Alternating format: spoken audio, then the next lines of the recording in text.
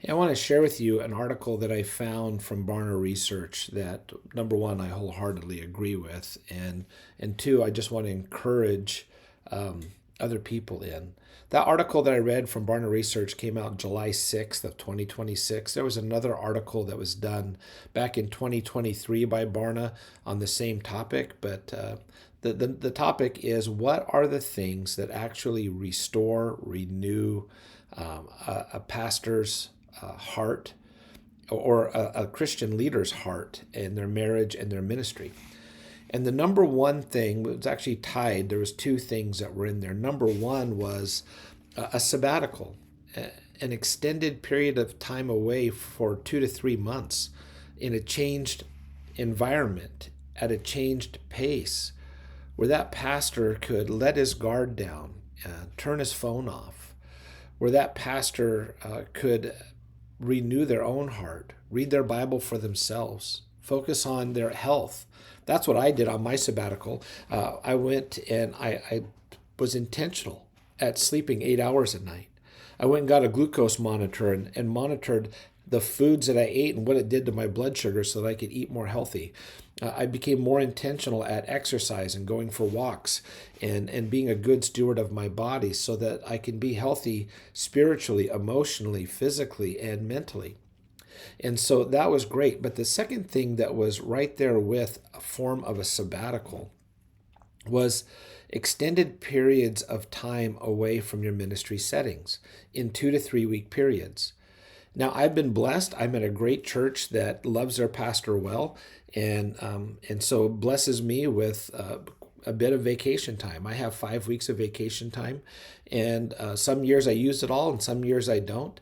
But one of the things that I do make sure that I get to do is about every 2 to 3 years, actually, I take an extended period of time away for 2 to 3 weeks and in addition to my sabbatical. And it really does allow my heart to be full. It really does encourage me and bless me.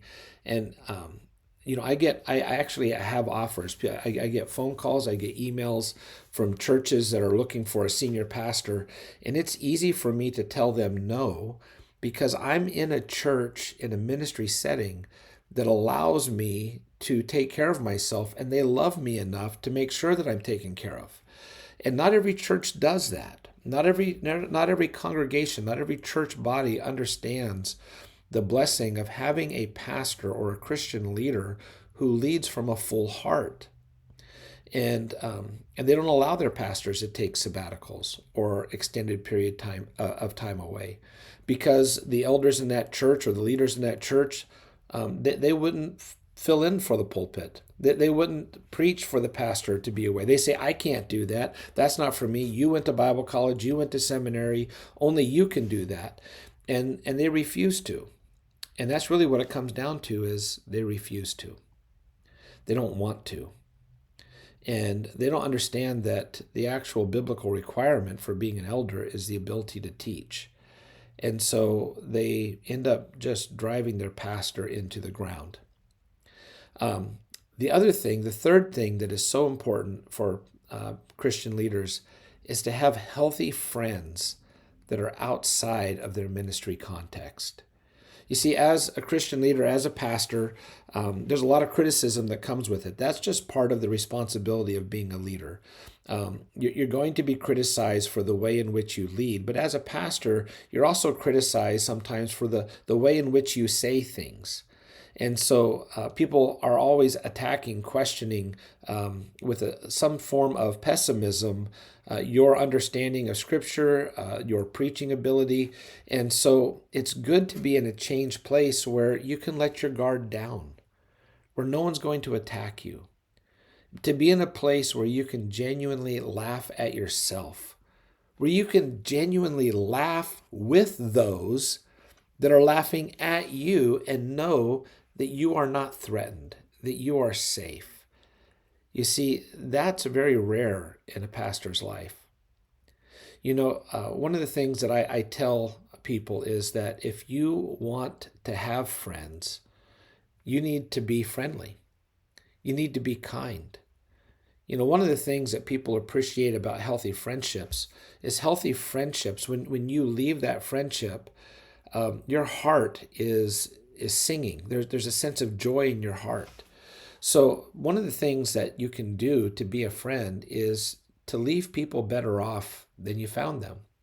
Encourage them, bless them, compliment them. Let them know that they're doing a good job at what they're doing. See the things that they're doing. Don't just say things for saying things, but acknowledge their kids. Oh man, you're doing such a great job as a dad. I know it's hard right now, but you know what?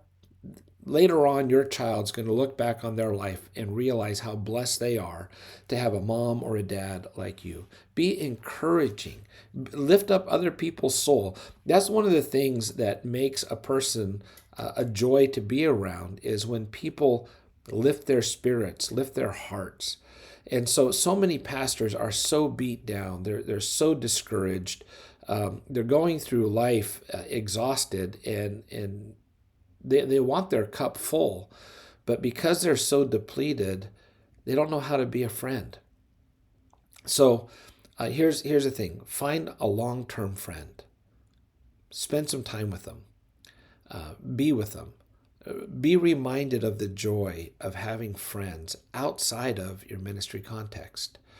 So I want to affirm those things, encourage those things, and I hope that if you're a Christian leader, if you're a leader in responsibility, that you would do that.